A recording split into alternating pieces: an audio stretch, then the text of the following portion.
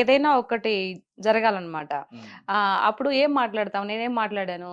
Oh no Duvvada Srinivas అన్న, నువ్వు అనుకున్నట్టు ఆ ఎమ్మి నిజంగా రికార్డింగ్ డాన్స్ చేసినదన్నా, నేను చూసుడులా, నువ్వెందుకు అట్ట అనుకుంటావు? రికార్డింగ్ డాన్స్ తప్పే ఉంది, ఎంతసేపటికి ఐటీడీపీలో పెట్టిన అంటా ఉండవు కదా, దేనికి ఇప్పుడు రికార్డింగ్ డాన్స్ చేస్తే తప్పే ఉంది? దానివల్ల వచ్చి ఏం ఒరుగుతుంది టీడీపీ పార్టీకి? ఇది అది పెట్టి ఇది పెట్టి గందరగోళం చేసి మార్పింగ్లు చేసి అంటా ఉండవు, ఊరు గింజుకుంటా ఉండవే. ఏమైంది ఇప్పుడు?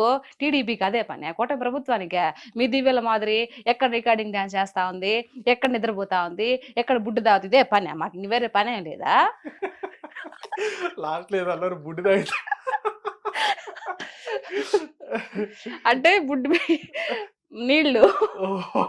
ఓకే. అంటే ఆవిడ ఏం అంటే ఆవిడ కాలకృత్యాలు పడుకోవడం కానీ, నీళ్లు తాగడం కానీ, తినడం కానీ, ఇవంతా ఇదేనా మా పని, ఆవిడ ఏం చేస్తుందా అని చెప్పడానికి. మామూలుగా చెప్తే అర్థం కాదు కదా, అందుకని అట్లా. ఓకే, ఇలా చెప్పేటప్పటికంటే చాలా మందికి మంచిగా రీచ్ అయింది అనమాట. అది చూస్తారు కదా, ఏంటి ఇది వాళ్ళు తమాషాగా నవ్వుకుంటారు, అట్ ది సేమ్ టైం మనం ఏదైతే చెప్తున్నాం అది కూడా ప్రజల్లోకి మైండ్ లోకి వెళ్తది కదా. అవును. అట్లా అంటే ఇంత ఫ్లూయెంట్ గా ఎలా మాట్లాడుతున్నారు మీరు? ఫ్లూయెంటే లేదండి, అక్కడ మనది యాక్చువల్గా నెల్లూరు. నెల్లూరులో నేను ఇప్పుడు హైదరాబాద్ లో అంటే మామూలుగా మనం బుక్ లాంగ్వేజ్ స్లాంగ్ మాట్లాడతాము. కానీ నెల్లూరుకి వెళ్తే అట్టే ఇంక మామూలుగా దిబిడే, దానికి ఇంకేం కొలమానాలు ఏమి ఉండవు. ఊరికి వెళ్ళానంటే ఇంక చుట్టుపక్కల వాళ్ళతో కానీ, మా అమ్మ ఊరికి వెళ్ళినా అమ్మ వాళ్ళతో కానీ, ఇంకంతా మామూలుగానే, ఈ ప్రొఫెషనల్ స్లాంగ్ రాదు, మడత పెట్టేయడమే. అంటే గొడవ పడ్డం, దెబ్బలాడడం ఇట్లాంటివి కూడా వచ్చాను. బేసిక్ చాలా తక్కువ అండి. నేను గొడవ పెట్టి ఎవరైనా తిట్టాను అని అంటే ఇంక వాళ్ళు సచ్చారే, ఇంక తిరిగి మాట్లాడలేరు. అంటే అంత బేసిక్ గా నాకు కోపం రాదు. వన్స్ ఒకసారి కోపంగా వచ్చిందంటే ఎదుటి వాళ్ళు ఇంక మాట్లాడరు. రైట్. అంటే ఇంత ఇదిగా మాట్లాడుతున్నప్పుడు, అంటే మీరు మాట్లాడే ఇన్స్టాలో కానీ, ఎక్కడైనా చూసిన యూట్యూబ్ లో ఎక్కడైనా చూసినా కానీ, మీరు మాట్లాడినవి కూడా చాలా వైరల్ గా కనిపిస్తూ ఉంటాయి. అంటే మీరు ఇమిటేట్ చేసినా కానీ, లేదంటే వాళ్ళని విమర్శించినా కానీ. అయితే ఇంత ఇలా మీరు మాట్లాడుతున్నప్పుడు మీ మీద కూడా విమర్శలు అనేవి ఖచ్చితంగా వస్తాయి. మిమ్మల్ని కూడా ఖచ్చితంగా తిడతారు. అట్లా మీకు పర్సనల్ గా ఏమైనా వచ్చినాయా? నాకు పర్సనల్ గా ఏం అనలేదు, కానీ ఫస్ట్ నేను అంత స్టార్టింగ్ పొజిషన్ లో మాట్లాడుతున్నప్పుడు నాకు ఇది ఎప్పుడు టీడీపీ గెలిచిన తర్వాతనే, కూటమి ప్రభుత్వం వచ్చిన తర్వాతనే ఇట్లా కాల్స్ వచ్చాయి. వైఎస్ఆర్సీపీ గురించి నేను పిల్లల హత్యలు, రేపుల గురించి, మానభంగాల గురించి ఒకటి వీడియో చేశాను. ఏంటి అప్పుడు మీరు పార్టీలో ఉన్నప్పుడు ఏం జరిగాయి, హత్యలు జరిగినాయా, హరికథల బుర్రకథలు జరిగినాయా, ఇప్పుడు ఎందుకు ఆ విధంగా గింజుకొని మాట్లాడుతున్నారు, ప్రభుత్వం చేసే మంచి పనుల గురించి చెప్పకుండా ఇష్టం వచ్చినట్టు ఏదో ఎక్కడో ఎవరికో జరిగిందని చెప్పేసి, జరుగుతూ ఉంటాయి కామన్ గా, మీరు ప్రభుత్వంలో ఉన్నప్పుడు జరిగినాయి ఇప్పుడు జరుగుతాయి. దానికి మాట్లాడేటప్పుడు నాకు ఒకరు కాల్ చేసి, ఏంటి పెద్ద ఎక్కువ మాట్లాడుతున్నావు, ఇప్పుడు నీ కూతురు ఎక్కడ చదువుతుందో నాకు తెలుసు, ఆవిడని తీసుకెళ్లి రేపు చేసి పడేస్తే అప్పుడు నువ్వేం చేస్తావు, నీ ప్రభుత్వం వస్తుందా, మీ బాబు గారు వస్తారా, మీ పవన్ కళ్యాణ్ గారు వస్తారా అని చెప్పేసి మాట్లాడారు. సో నేను ఓహో అవునా, నేను చాలా ఇంటర్వ్యూస్ కూడా చెప్పా, నా బిడ్డ తలయ్య కానీ రాసుంటే అలాగే జరుగుతుంది, నేనేం చేయలేను కదా, దాని గురించి నన్ను బెదిరిస్తే నేను మాట్లాడకుండా ఉండిపోతానని. అంటే గట్టిగా ఎవరైనా వాయిస్ వినిపిస్తుంటే వాళ్ళు మాట్లాడకుండా భయంతో ఉండిపోతారని, అట్లాంటి భయం ఏం లేవు నాకు. తర్వాత ఎవరికి చెప్పాలో వాళ్ళకి చెప్పాను, మళ్ళీ వాళ్ళు తిరిగి నాకు సారీ అని చెప్పారు, జరిగిపోయింది అది. ఓకే. అంటే మీకు సపోర్ట్ ఎవరున్నారు? అంటే ఇట్లా మాట్లాడడానికి కానీ, లేదంటే ఇట్లా మీరు స్క్రీన్ మీదకి వచ్చి, ఎందుకంటే ఒక ఆడపిల్లగా వచ్చి మాట్లాడాలంటే, ఇట్లా మాట్లాడాలంటే, మాట్లాడిన ప్రతి దాన్ని కూడా డిఫెండ్ చేసుకుంటూ, అది కూడా ఎమ్మెల్యేలు, మినిస్టర్లు మాట్లాడిన వాళ్ళకి డైరెక్ట్ గా మీరు వాళ్ళ పేరు తీసి, అంటే చాలా మంది అంటే ఇండైరెక్ట్ గా మాట్లాడుతుంటారు, మీరు డైరెక్ట్ గా వాళ్ళ పేరు తీసి డైరెక్ట్ సూటిగా వాళ్ళకి సమాధానం ఇట్లా చెప్తున్నారంటే ఏంటి మీ ధైర్యం ఏంటి? ధైర్యం ఏంటుందండి, వాళ్ళు ప్రజాప్రతినిధులు కదా. చాలా మంది ఇదే క్వశ్చన్ అడుగుతారు, ఏంటి ఎమ్మెల్యే అంటే పుడింగనా, లేకపోతే ఎంపీలు అయితే పెద్ద దేవుళ్ళ, ఈ మన అందరిని పరిపాలించేవాడు భగవంతుడు ఒక్కడే, భయపడితే భగవంతుడికి భయపడాలి అంతే. ఎమ్మెల్యేలకు, ఎంపీలకు, ముఖ్యమంత్రులకు ఎందుకు భయపడతారు? మనం ఓటేస్తే కదా వాళ్ళు గెలిచారు, ప్రజాప్రతినిధులు, ప్రజల కొరకు ఎన్నుకోబడ్డారు వాళ్ళు, అంతేగాని వాళ్ళని చూస్తే భయం ఎందుకు? చాలా మంది అమ్మో ఎమ్మెల్యే వస్తున్నారు, అమ్మో ఎంపీ వస్తున్నారు, అది మనం గెలిపిస్తే వాళ్ళకి గెలిచారు, దట్టు ఏంటి అర్థము, వాళ్ళు ప్రజలకి సేవ చేయడం కోసం గెలిచారు అని. ఏడేవో ప్రజలు ఓట్లు తీసుకుంటారు, అందులో ప్రజలు కూడా కొంచెం తప్పు ఉందండి, ఓటుకు నోటు తీసుకుంటున్నారు కాబట్టే ఈ రోజు ఇష్టం వచ్చినట్టు అందరూ ఆటలాడుతున్నారు. అది తీసుకోకుండా ఉంటే ఫాట్ మన కొడితే నేను ఓటేసాను, నేను డబ్బులు తీసుకోకుండా నేను ఓటేసాను కాబట్టి ఏదైనా గట్టిగా మాట్లాడే హక్కు నాకుందరూ అవులే అని చెప్పొచ్చు. ఇప్పుడు ఈ ఓటుకు నోటు తీసుకోవడం వల్ల ఏంటి, నువ్వేంటి మాట్లాడేది, నీ ఇంటికి నేను 6,000 పంపించాను తెలుసా, డబ్బులు తీసుకుని నువ్వు నాకు ఓటేసావు అన్నప్పుడు అప్పుడు మాట్లాడడానికి వాళ్ళకి స్కోప్ ఉంటుంది, మాట్లాడడానికి మనకు స్కోప్ ఉండదు కదా. అందరూ ఎందుకో పెద్ద పెద్ద భయపడిపోతూ ఉంటారు, ఎమ్మెల్యేలు, వాళ్ళ ఎంపీలు, ముఖ్యమంత్రులు అని. ఎందుకు, నేను ఆ పార్టీ అని కాదు, ఈ పార్టీ అని, ఏ పార్టీ అని కాదు చెప్తున్నా, మామూలుగా చెప్తున్నా. మంచి చేసేవాళ్ళు మహానుభావులు, చెడ చేసేవాళ్ళు ఎవరు రాక్షసులే నా దృష్టిలో. చెడు అంటే ఏంటి, ప్రభుత్వ రాష్ట్రాన్ని మంచిగా తీసుకెళ్లకుండా, డెవలప్ చేయకుండా, అందరికి ఉద్యోగాలు లేకుండా, చదువుకొని కూడా ఏదో పనులు చేసుకుంటూ, వ్యవసాయం చేసుకుంటూ, వాళ్ళకి చదువుకున్నారు పాపం, చాలా డబ్బులు పోగే చదువుకున్నారు యువత, వాళ్ళకి ఉద్యోగాలు లేకుండా అలా పడేస్తే దాన్ని ఏమంటారు? ఇప్పుడు ఎవరు అడిగారు? డైరెక్ట్ జోబుల్లోకి డబ్బులు సరిపోతుందా నీకు? నెలకు 4,000 5,000 సరిపోతుందా నీకు? ఇంకా నీ పిల్లలకు చదువులు వద్దా? ఉపాధి ఏదైనా ఒకటి చూపించాలి కదా. నాకు అక్కడ ఇదైపోయింది. రైట్ అండి. అంటే ఇప్పుడు జనరల్ గా మీరు మాట్లాడేంటంటే ఇప్పుడు అంటే కూటమి ప్రభుత్వం ఏదైతే ఉందో ఆ కూటమి ప్రభుత్వంలో చంద్రబాబు నాయుడు గారిని కానీ లేదా పవన్ కళ్యాణ్ గారిని కానీ ఎవరినైనా ఏదైనా మాట్లాడినా, అంటే అవతల అపోజిషన్ పార్టీ ఏదైనా సరే ఎవరైనా ఏదైనా మాట్లాడితే వాళ్ళు ప్రెస్ మీట్లు పెట్టి మాట్లాడినా ఏం మాట్లాడినా కానీ డైరెక్ట్ గా మీరే, వీళ్ళకన్నా ముందు మీరే ప్రెస్ మీట్ పెట్టినట్టుగా లైవ్ లోకి వచ్చేస్తున్నారు, వచ్చేసి డైరెక్ట్ గా చెప్తున్నారు. చెప్తున్నా మీకున్న అభిమానం అది, రైట్, నేను కాదంట్లా. అంటే మీరు డైరెక్ట్ గా చెప్పేస్తున్నారు వాళ్ళకి.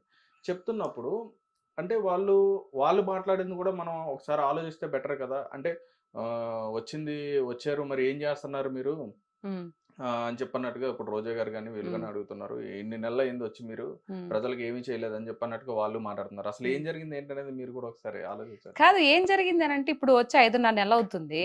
సో మీరు 5 ఏళ్ళ నుండి ఏమి చేయలేదు, మేము చేసాం కదా, మేము చేస్తున్నాం కదా, మాకు ఇంకా టైం ఇంకా 5 ఏళ్ళు కాలా, మీరు ఎప్పుడు మాట్లాడాలి? మీరు ఇంతకు ముందు రోజా గారు వచ్చా, శ్యామల గారు వచ్చినా, జగన్ అన్న వచ్చినా ఏం మాట్లాడుతున్నారు? ఒక హత్య జరిగినా, మానభంగం జరిగిన అమ్మాయిల గురించి మాత్రమే మాట్లాడుతున్నారు తప్పితే వేరే విషయం మాట్లాడుతున్నారా? మాట్లాడలేదు కదా.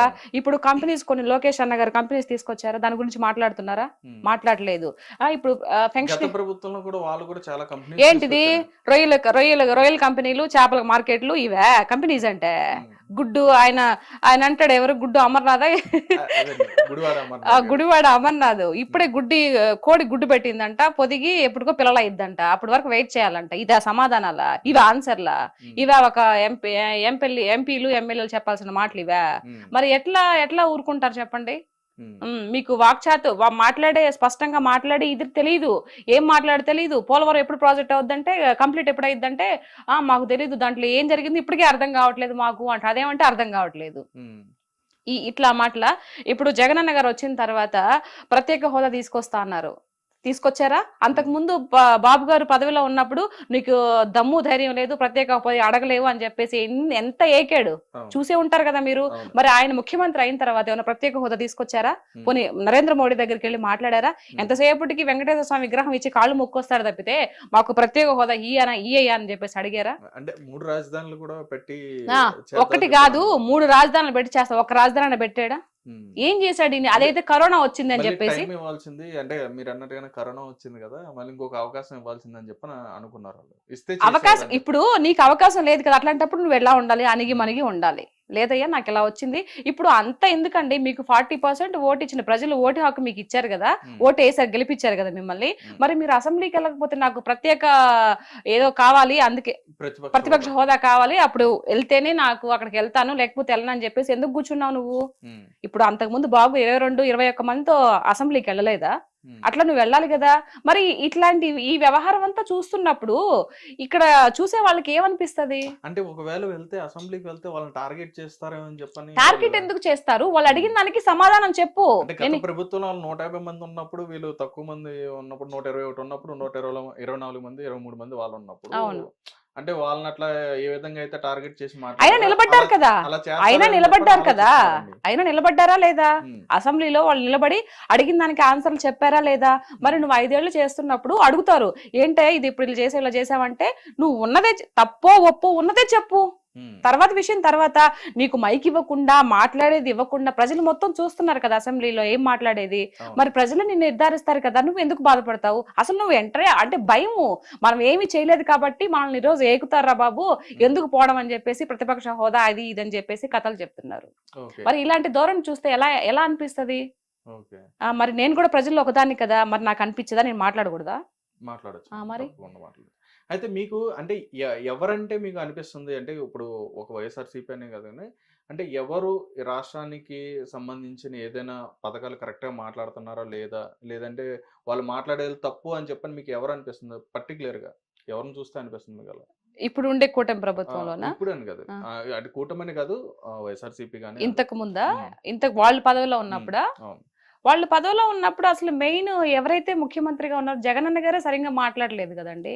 ఏ రోజైనా ప్రెస్ మీట్ పెట్టి ప్రజలకు ఏం కావాలి ఏంటి అని చెప్పేసి ఆయన సేపటికి బటన్ నొక్కుతా అన్నాడు కానీ ప్రజల్లోకి వచ్చేప్పుడైనా మాట్లాడా?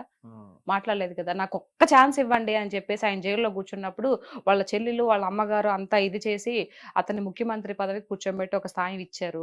ఇచ్చిన తర్వాత ఎప్పుడైనా ప్రెస్ మీట్ పెట్టారు, పోనీ ప్రజల్లోకి వచ్చాడా? ప్రజల్లోకి రావాలంటే చుట్టూ దోంతార్లు కట్టుకుని ఎందుకని అంత భయము? ఇప్పుడు 68 ఎంతో ఉన్నాయి, నాకు సరిగ్గా తెలియదు బాబు గారికి. ఆయన వస్తున్నాడు కదా. మొన్న విజయవాడ మునిగిపోయినప్పుడు ఏడికెళ్ళావు నువ్వు? కనిపించావా? అంటే మీరు అన్న విజయవాడ అన్నారు కాబట్టి విజయవాడ జరిగిన ప్రాంతానికి సంబంధించి ఖర్చు పెట్టిన దాంట్లో కూడా ఎక్కువగా ఏమంటారు స్కామ్ చేశారని చెప్పని కూడా స్కామ్ చేశారు. మాట్లాడడానికి ఏముందండి, నరాలు వెళ్ళడానికి ఏమైనా మాట్లాడుతుంది కదా. అంటే ఇప్పుడు ఏది లేదనమాట. అయ్యో వీళ్ళకి టెన్షన్ వస్తుందండి, అయ్యో వచ్చిన 5.5 నెల 6 నెలలకే కంపెనీస్ తీసుకొస్తున్నారు, తర్వాత అందరికీ పెన్షన్స్ ఇస్తున్నారు, ఇంకా చెప్పినవి కూడా చేసేటట్టున్నారు, ఎట్లా మన పరిస్థితి ఏంట్రా బాబు, నెక్స్ట్ కూడా సీఎం అవుతామా లేదా అని టెన్షన్ లో వాళ్ళకి ఏం మాట్లాడాలో అర్థం కాక ఫ్రస్ట్రేషన్ లో మాట్లాడుతున్నారు. ఇది వాస్తవం. అసలైన వాస్తవం ఏంటంటే ఇప్పుడు రోజా గారు కానీ మిగతా సజ్జలు కానీ తర్వాత ఈయన జగన్ అన్న కానీ ఇవన్నీ మాట్లాడేది వాళ్ళకి అర్థం కావట్లే, భయం వేస్తుంది. ఇప్పుడు చేసుకుంటూ ముందుకు వెళ్ళిపోతున్నారు కదా అని. అప్పుడు మాట్లాడిన వాళ్ళలో ఎవరైతే ఇప్పుడు మీరు చెప్పారు రోజా గారు కానీ లేకపోతే సజ్జల గారు కానీ కొడాలి నాని గారు కానీ ఇట్లా పేరు నాని గారు కానీ వీళ్ళందరూ కూడా వాళ్ళ మీద అంబటి రాంబాబు గారు కానీ వీళ్ళందరి మీద కూడా అధికారంలో లేనప్పుడు టీడీపీ పార్టీ కానీ జనసేన అధికారంలో లేనప్పుడు ఏంటంటే అప్పుడు కూడా డిఫెండ్ చేశారు, అప్పుడు కూడా ఫైట్ చేశారు, అప్పుడు కూడా మాట్లాడారు. రైట్, ఇప్పుడు అధికారంలోకి వచ్చిన తర్వాత కూడా ఇప్పుడు కూడా మీరు డిఫెండ్ చేస్తున్నారు, ఎందుకని?